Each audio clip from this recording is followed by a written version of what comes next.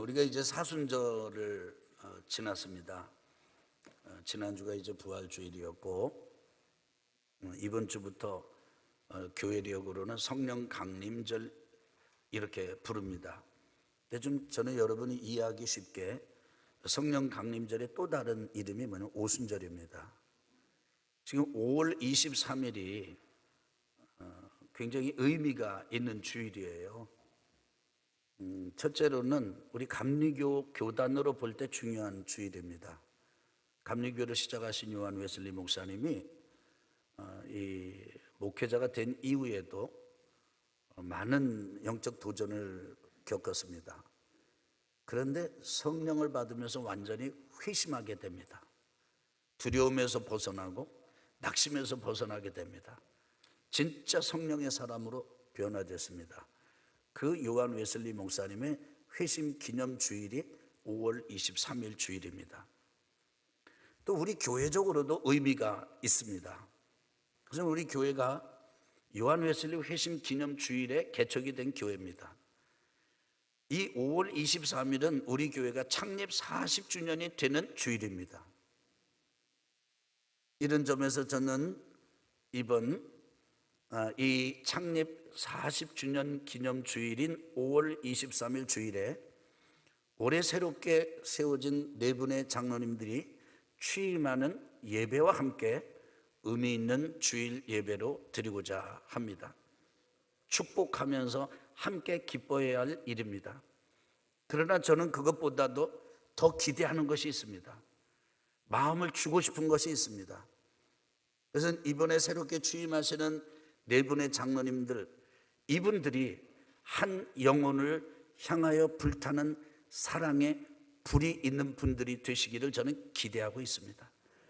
그야말로 담임 목사와 같은 심정으로, 그리고 정말 불타는 주님의 사랑으로 성도들을 잘 헤아리고 살피는 장로님들이 진짜 장로님들 아니겠습니까? 이번 네 분의 장로님들뿐 아니고요, 이미 심우하고 이미 활동하고 계시는 장로님들도 같은 영성을 소유하게 되기를 기도하고 기대하고 축복합니다. 아멘. 그런 일을 5월 23일 하게 될 것입니다. 아울러서 이것은 우리 교회적으로 감리교회 우리 교단 차원에서 5월 23일이 의미 있는 주일이면서 동시에 예수님의 생애와 사역을 볼 때도, 그 교회를 볼 때도, 전체 기독교를 볼 때도 5월 23일은 매우 의미 있는 주일입니다. 제 설명을 한번 들어보시기 바랍니다. 우리 주님께서는 십자가 달리시고 장례 지낸 바 되시고 3일 만에 부활하셨습니다. 아멘, 아멘, 아멘. 부활하신 주님께서는 금방 하루 이틀 있다가 떠나지 않으셨습니다. 이 땅에 40일을 함께 하셨습니다. 부활하신 주님께서 상상해 보십시오. 40일 동안 사람들을 만나셨습니다. 사람들을 찾아가셨습니다. 사람들에게 하나님의 나라의 일에 대해서 말씀하셨습니다. 지난 3년 동안 제자들과 함께 이렇게 고통을 그리고 기쁨을 나누시면서 진리, 복음을 전하셨던 것처럼 부활하신 이후에도 아주 사실적으로 더 구체적으로 하나님의 나라를 전하셨습니다. 수많은 경우 수많은 사람들을 만나셨을 것입니다. 근데 사복음서와 바울서신을 보게 되면 대략 약 10번 정도 예수님께서 나타나셔서 제자들을 방문하시고 그리고 설명해 주시고 입증해 주신 그런 장면에 대한 기록이 나와 있습니다. 꼭 10번만 주님께서 나타나셨다 그런 뜻은 아니에요. 더 많이 나타나셨는데 성경의 기록은 그 정도 나타났다 그 말입니다. 그런데 저는 이런 장면들을 읽을 때마다 이 의아하고 의구심이 드는 걸 지울 수가 없었습니다. 막달라 마리아에게 예수님께서 나타나셔가지고 나 붙잡지 말고 제자들한테 가서 나 살아났다는 사실을 전해줘라 당부를 하셨습니다. 막달라 마리아가 이제 그 주님 붙잡은 손을 놓고 주님을 놓고 제자들한테 달려가서 내가 주님을 만났다, 주님을 봤다, 주님 부활하셨다 전해줬습니다. 제자들이 믿지 않았어요. 직접 예수님께서 찾아가셨습니다. 그런데도 이 제자들은 주님에 대한 믿음을 확신 있게 갖지 못했습니다. 도마 같은 사람은 얘기를 들었을 때 내가 보기 전에는, 너 보기 전에는 난 믿을 수 없다, 이렇게 거절했습니다. 주님이 직접 찾아갔어요. 그 도마에게 주님이 하신 유명한 말씀이 있습니다. 보고 믿는 자보다 보지 못하고 믿는 자가 더 복되다. 예수님께서 그 도마에게 하신 말씀이세요.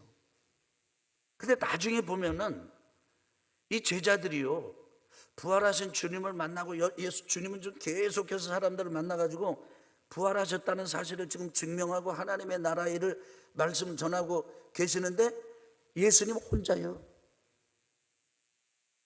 그것을 어디서 볼 수가 있느냐면은 베드로와 같은 사람이 어떻게 하냐면 고기 잡으러 간다. 그리고 갈릴리 호숫가로 고기 잡으러 갔습니다. 여러분, 그 베드로가 부활하신 주님을 만난 이전이 아니에요. 만난 후에 그렇게 간 것입니다. 그러니까 베드로를 찾아가셨어요, 예수님께서. 그래서 그들을 다시 불러 모으셨어요. 그리고 예수님께서 승천하시기 직전에 말씀하셨어요. 오늘 말씀이에요. 여러분 주보에 오늘 말씀을 다 실어놨습니다. 한번 오늘 누가복음 24장 49절을 같이 읽겠습니다. 시작. 볼지어다 내가 내 아버지께서 약속하신 것을 너에게 보내리니 너희는 위로부터 능력으로 입혀질 때까지 이 성에 머물라 하시니라.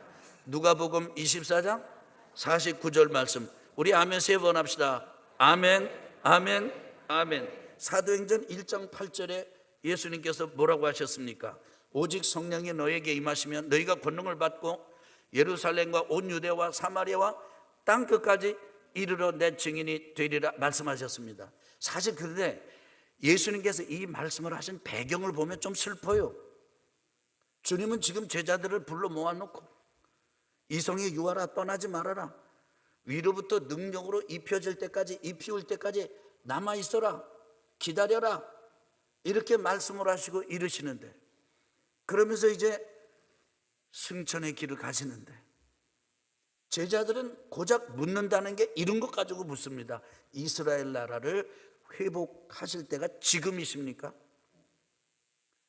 아니, 십자가 지시고 장례 지난바 되셨다가 부활하신 주님께서 그렇게 갈릴리로 쫓아다니고 그 문 걸어 담그고 두려워 떠는 제자들을 찾아가시고 하시면서 하신 말씀이 뭐냐면, 따라합시다.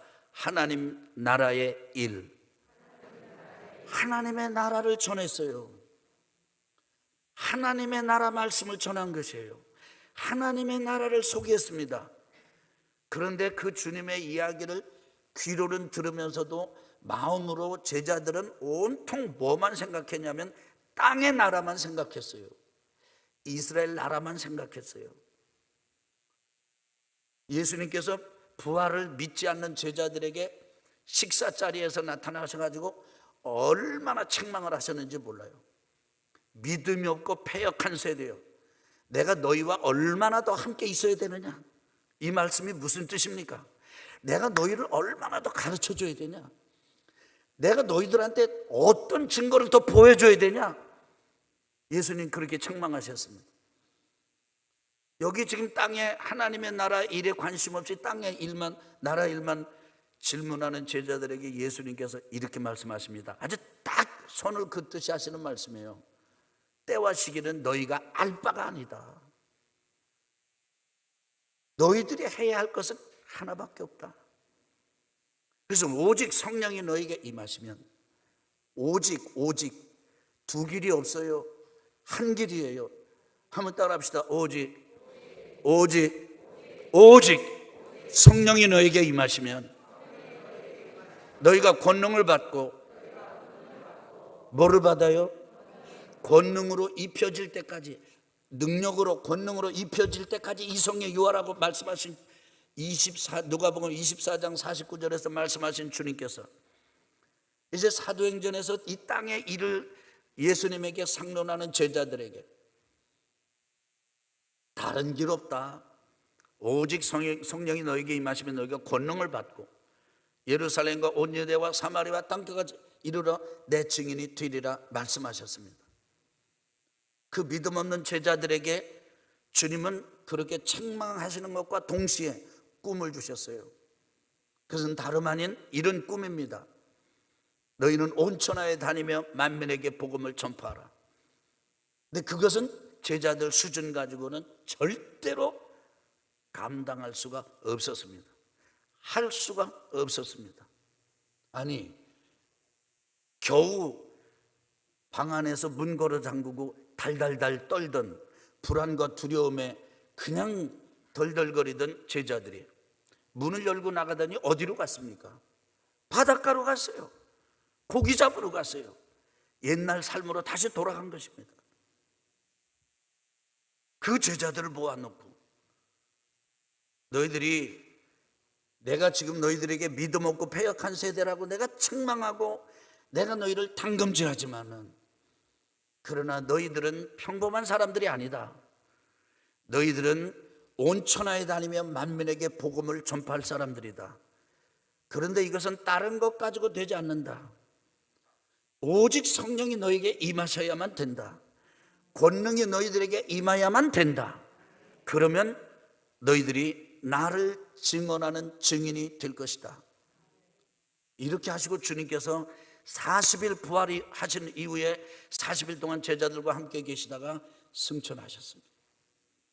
그 주님의 말씀이 제자들의 가슴에 꼭 박혔어요.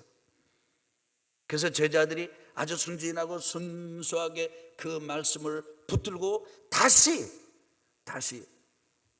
다락방에 모였습니다. 그리고 그곳에서 열흘간 있었습니다. 여러분, 40일에다가 열흘이 지냈으니까 며칠이 된 겁니까? 50일입니다. 그래서 오순절입니다. 열흘이 지나서 50일째가 되었을 때, 예수님 부활하시고 50일째 오순절이 되었을 때, 그 다락방에 성령께서 임하셨습니다. 하나님께서 하늘의 문을 열어주셨어요. 성령을 부어주셨습니다. 성령이 제자들에게 임했습니다. 근데 성령이 제자들에게 임하고 나니까 예전에 그들이 아니에요. 무식한 그들이 아니에요. 불안에 떨던 그들이 아니에요. 두려움에 떨던 그들이 아니에요. 무기력한 그들이 아니에요. 무능력한 그들이 아니에요. 사람들한테 나서지 못하고 쭈뼛쭈뼛 머리 긁고 가능하면 숨고 기둥 뒤에 뒷자리에 안 보이는데 그냥 슬쩍 이런 게 아니에요. 사람들은 다 팔딱 일어났어요. 제자들이 앞에 다 나왔어요. 앰프도 없었을 때예요. 마이크도 없었을 때입니다. 스피커도 없었을 때입니다. 그들이 서가지고 외치기를 시작했습니다. 너희들이 십자가에 못 박힌 예수를 하나님이 다시 살리셨다. 부활하셨다. 예수 그리스도께서 부활하셨다. 증거하기 시작했습니다. 그렇게 베드로가 전하고 그 말을 이어서 옆에 있는 제자들이 또 전하고 릴레이로 설교가, 집회가 이루어졌습니다. 근데 여러분 생각해 보세요. 그렇게 해서 우리식으로 본다면 분위기도 좌석도 모든 게 다 열악한 그곳에서 하나만 있었죠. 성령 받은 제자들이 있었던 겁니다. 그런데 제자들이 일어나서 전하니까 하루에 3,000명, 남자만 계산했을 때 3,000명이 회개하고 돌아왔어요. 아멘 합시다. 나중에는 5,000명이 돌아왔어요. 남자들만 해도 8,000명이에요. 예루살렘에 그들이 모여가지고 떡을 떼고 말씀을 나누고 간증을 나누는 교회가 생겨난 것입니다. 주님께서 40일 동안 부활하시고 제자들과 함께 가셨다가 승천하시고 약속하신 대로 성령을 열흘이 지났을 때, 오순절이 되었을 때 부어주셨고, 그리고 그 성령 받은 제자들이 전도한 사람들과 함께 예루살렘 교회를 시작한 것이에요. 그렇기 때문에 5월 23일 우리가 오순절로 지키는 이 절기는 우리 교회 생일이고 40번째 되는 우리 감리교회 생일이고 동시에 기독교회의 생일이에요. 그러면 여러분 생각해 봅시다. 교회가 성령 없는 교회가 상상이 되십니까? 아닙니다. 성령 없는 교회는 좀 강조하고 아주 강하게 말씀을 드리면 교회가 아닙니다. 성령 없는 성도는 성도가 아닙니다. 이런 점에서 저는 이번 오순절 기간 동안에는 다른 것 말고 성령을 구하자고 여러분에게 강력하게 도전하고 싶습니다. 저는 여러분을 새벽 예배에 초청합니다. 이른 시간 다른 사람 만나기 전에 하나님 만납시다. 이른 시간 다른 데 가기 전에 예배당에 먼저 모입시다. 이른 시간 다른 거 보기 전에, 다른 거 듣기 전에, 다른 거 먹기 전에 하나님의 말씀을 먹읍시다. 그리고 다른 말 하기 전에 하나님 앞에 기도합시다. 하나님 앞에 간절히 기도합시다. 병든 자는 오십시오. 낙심한 자 오십시오. 우울증이 걸렸습니까? 그 우울증을 가진 채로 새벽에 일어나서 모이십시다. 아멘. 우리가 성령을 구하고 성령을 구하는 이런 기도와 도전을 하면 많은 사람들이 그림을 가지고 그림을 그립니다. 왜냐하면 지금 막 예수 믿기 시작한 사람들은 몰라도 이미 신앙생활을 오래 한 사람들은 다 은혜 한두 자리씩 다 받았거든요. 성령 다 받았습니다. 부흥회 할 때 후끈한 적도 많고 기적을 본 적도 많고 방언을 받은 적도 많고. 그런데 지금 어떻습니까? 영혼의 불이 있습니까? 영혼이 살아 있습니까? 영혼의 능력이 있습니까? 혹시 여러분 마치 불 없는, 탄 없는, 장작 없는 난로와 같지 않습니까? 그리고 우리가 무엇을 이길 수가 있겠습니까? 저는 이렇게 기대하고 있습니다. 예전에 받았던 은혜 다시 재탕하고 예전에 받은 그 성령의 그 뜨거운 그걸 다시 반복하고, 저는 그렇게 생각하지 않습니다. 여러분, 이전의 것의 반복이 아닙니다. 여러분, 혹시 은혜 받았다가 꺼진 불처럼, 꺼진 난로처럼, 식어버린 화로처럼 되신 분들이 계시다면 성령의 음성을 들으십시다. 이전 것의 재탕이 아닙니다. 반복이 아닙니다. 성령께서 새 일을 행하실 것입니다. 하나님께서 행하실 것입니다. 그것에 대한 기대를 가집시다. 여러분, 은혜를 사모하다가 실망한 사람들이 의외로 많습니다. 하나님께 실망한 사람들이 많아요. 하나님께 섭섭한 사람들도 많아요. 하나님께 삐진 사람들도 있어요. 그리고 교회와 교회를 나오면서도 참 비극은, 교회를 나오면서도 교회에 담뿍 마음을 주지 못하는 사람들 많습니다. 성경을 읽으면서도 성경의 마음을 팍 주지 못해요. 팍 주면은 자기를 잃어버리는 것 같아요. 그러니까 막 성경을 읽으면서 너무 빠질까봐 막 중심을 잡으려고 노력하는 사람들이 한둘이 아니에요. 그런데 기억하십시오. 하나님께서 새 일을 행하실 것입니다. 이 믿음을 가지기를 예수님의 이름으로 축원합니다. 이런 점에서 여러분, 우리가 해야 될 게 있습니다. 여기 지금 한번 따라해 봅시다. 위로부터. 이건 안에서 오는 게 아니에요. 내 결심에서 오는 게 아니에요. 다른 사람에게 오는 게 아니에요. 무슨 지금 은혜로운 어떤 사람으로부터 오는 게 아니에요. 여기 있는 저와 같은 사람으로부터 오는 게 아니에요. 위로부터 오는 거예요. 하나님으로부터 오는 거예요. 그래서 하늘문을 열어달라고 그러는 거예요. 따라합시다. 위로부터 능력으로 입혀질 때까지. 여러분과 제가 주님으로부터 받은 명령이, 제자들이 받은 것처럼 받은 명령이면 이성에 유하라, 기다려라 말씀이에요. 여기에서 우리가 담긴 의미가 있습니다. 첫째는 이 제자들이 이때 무기력했거든요. 기억하십시오. 그 무기력, 무능력, 그것도 은혜에 이르고 다다라는 길이에요. 은혜 받은 사람들은 간증을 들어보면 일관적인 특징이 하나가 있습니다.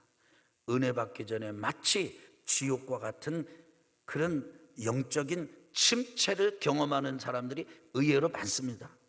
냉랭하고 기도하려고 하는데 기도가 되지 않고, 걸어서 돌아다니는 건 한두 시간 걸어 다니는데 앉아가지고 기도하는 건 10분이 힘들어요. 이게 안 돼. 말씀을 읽어도 뭔가 잘 안 되고, 뭘 하려고 그러는데 눈으로 못 봐서가 아니고 생각이 미치지 못해서가 아니라 눈으로 뻔히 보이는데 내가 생각이 아니 저걸 해야 되는데, 그런데 할 힘이 없어요. 기력이 없어요. 손가락 하나 까딱할 수 없는 육체적인 무기력처럼 영적 무기력도 있어요. 근데 기억하세요. 낙심하지 맙시다. 그때가 바로 은혜 받을 때입니다. 제자들이 그랬어요. 우리 주님이 오죽하면 주님으로부터 믿음 없다고 책망받은 사람들 흔치 않아요. 그런데 제자들이 믿음 없어가지고 혼났어요. 근데 그 사람들이 성령을 받았어요. 난 여기에 의미가 있다고 봅니다. 두 번째는 이 제자들이 다른 걸 뭘 한 게 아니에요. 한번 따라합시다. 주님과 함께, 말씀과 함께. 여러분, 왜 주님과 함께 한 걸 아냐? 이 사람은 하나님 앞에 기다렸어요. 그리고 말씀과 함께 하는 걸 어떻게 하냐? 주님의 말씀, 이 성을 떠나지 말고 오직 성령이 너에게 임할 때까지 여기서 이 성에 머물러라 한 대로 그 말씀 붙들고 있는 거예요. 우리가 이 다락방에 있었던 사람의 숫자가 뭐냐면 약 120명 된다는 걸로 알고 있습니다. 사도행전 1장 우리 지난주 묵상했는데 거기 기록이 되어 있어요. 어떻게 알았을까요? 거기 120명이 있다는 걸 어떻게 알았을까요? 자기들끼리 헤아린 거예요. 이 사람들이 할 수 있었던 건 아무것도 없었습니다. 모여서 서로를 확인하고, 그 사람 왜 못 왔지? 누구 왔어? 지금 여기 몇 사람이 있는 거야? 그러니까 약 120명. 약 120명이라고 할 때 어떤 느낌이죠? 명찰 붙인 게 아니에요. 좌석을 고정시킨 게 아니에요. 들락날락 하는 사람이 있는 거예요. 그러니까 숫자를 뭐라고 딱 집어서 126명, 100 이렇게 할 수 있는 상황이 아니에요. 굉장히 느슨한 이런 공동체입니다. 요것밖에는 그들이 할 수가 없었어요. 거기서 그냥 그 자리에 함께 했던 거죠. 우리 같이 함께 합시다. 우리 한번 함께 합시다. 뭔가 막 하려고 하지 말고 새벽에 모여서 하나님 찬양하고 함께 하십시다. 세 번째로는 이 사람들은 그냥 기도했어요. 근데요, 다른 거 할 수 있는 게 많은데 그거 빼놓고 기도한 게 아니에요. 할 수 있는 게 이거밖에 없었어요. 기도밖에. 남자가 기도했습니다. 여자가 기도했습니다. 어른이 기도했습니다. 아이도 기도했습니다. 제자들, 사도들이 기도했습니다. 함께한 사람들도 기도했습니다. 지금이 어때요? 여러분, 지금 우리가 아무것도 할 수 없어요. 우리 그런 거 하지 않습니까? 여기 부활주의 사순절 지나고 나고 부활주일 지나면 지난 주간에 우리가 늘 했던 게 뭐예요? 우리 연세 드신 형님 누님들 모시고 꽃 보러 갔잖아요. 못 가요. 코로나 때문에 못 가요. 우리가 아무것도 지금 할 수 없어요. 근데 우리가 할 수 있는 일 유일한 거 한 가지가 있어요. 그건 기도예요. 그 기도입니다. 무기력하지만 함께 모여서 뭘 하자이 아니라 기다리면서 하나님께 소망을 두고, 하나님 우리에게 하늘의 문을 열어 주옵소서 구했을 때 하나님은 그들을 실망시키지 않으셨습니다. 그들에게 하나님의 일을 행하셨습니다.